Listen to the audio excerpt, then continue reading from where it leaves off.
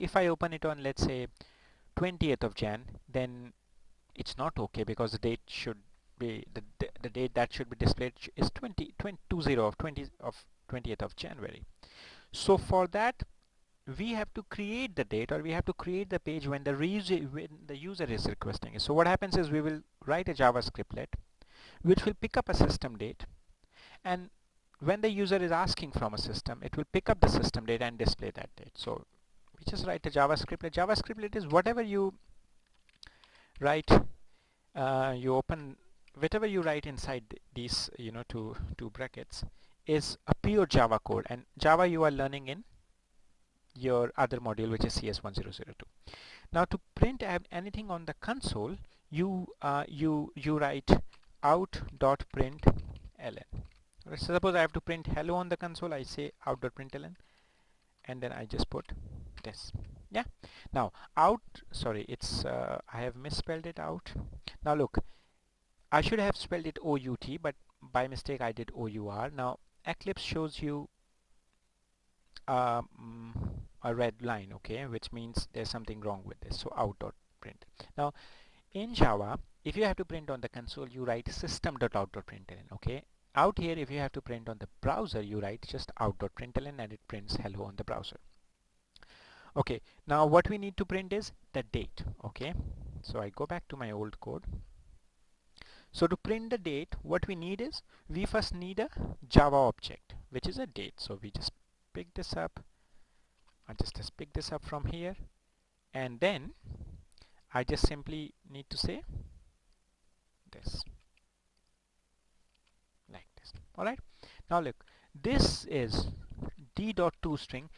This means print the date here, okay, which is d.toString. So d is a Java object, and we are saying d.toString means get the date from it. Okay, so that's all. So I just make it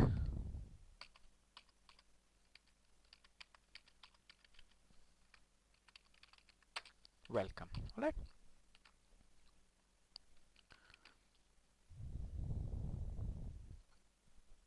Okay. Now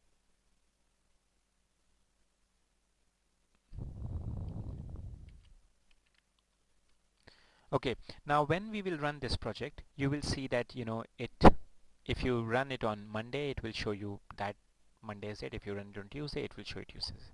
Now let's do one little extra thing, because then we can export it in the WAR file and import and deploy it on the server. Now let's say we want to print this welcome, let's say 5 times. Now you will ask, why would I want to print this welcome 5 times? Well, that is iteration, which is, you have studied iteration in Python, you should be studying iteration in Java as well, and iteration is just doing the same thing more than one time. All right.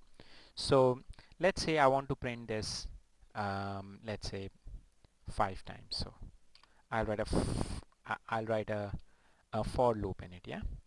So again, I go back to JavaScriptlet.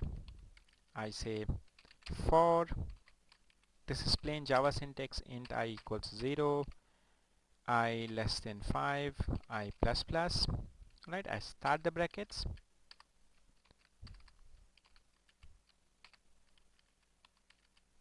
and I close the brackets. All right, that's it. So they should print this thing 5 times. So if you want to do something more than one time, then probably you can use the for loop or while loop to do this. This is iteration. Okay, that's it. Now we go back. Now you can see there are some errors in your Java pages, actually in your HTML pages. Now I don't want to debug it for you, but I think, let me just see if I can quickly debug it. What's the error here? No, look, it says there's the li tag doesn't start, so I start the li tag. All right, what's the error in this page? It says, okay, if there's br, I delete that br. What's the error here now? No. So look, if you see a yellow tag, that means it's a warning. Now warning means it's not an error, so ideally you should remove the warnings as well, but for now we don't really need to do that. Okay, this is what. Okay, image tag not closed, so whomsoever has coded this page, they have not closed the image tag. And what else is it's saying?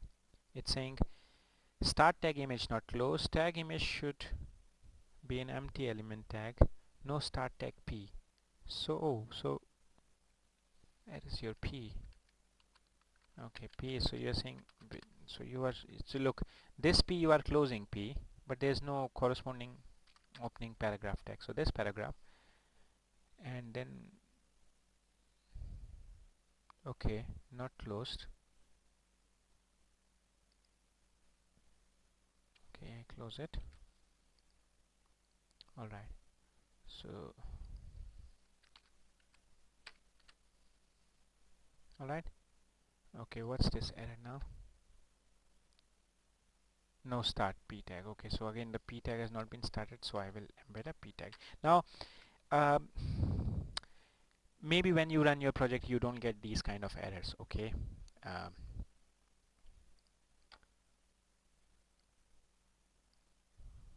okay, I don't want to debug all the errors, okay, because this is just I'm showing you a demo. However, um, when you actually do it, then make sure that you don't have any crosses in your web project, okay, because it means there's some error.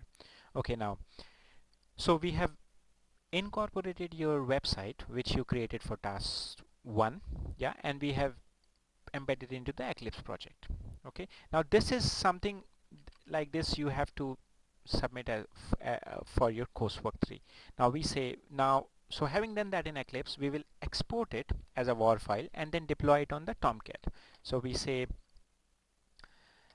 um, property this export as WAR file, and then we use the same place, okay, and we say overwrite. Don't forget to click this, yeah, export sources, because we need to see your source code as well, and overwrite existing because if you remember we created look in this output folder we already have this task2. Okay, so we need to overwrite it because it's updated. So whenever you make any changes to JSP or Java file, you need to update the WAR file, yeah. So we finish it. It may take a little bit of time.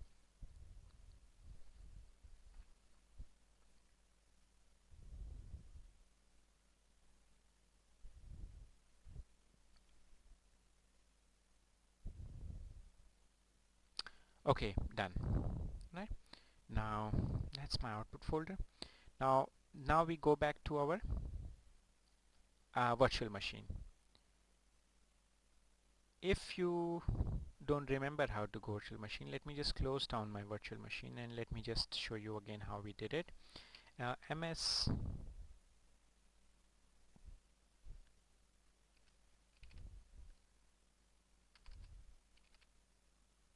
yeah, mstsc.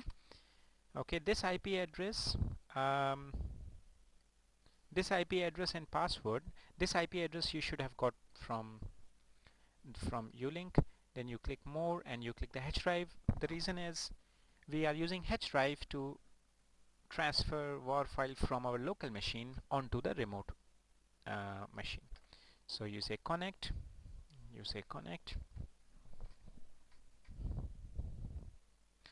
so this is the desktop of the remote machine, and then we enter the password here. Okay, now look, now what we need to do is we need to go to the web apps and delete the existing WAR file. Now when you will be deleting, you may not be able to delete because the Tomcat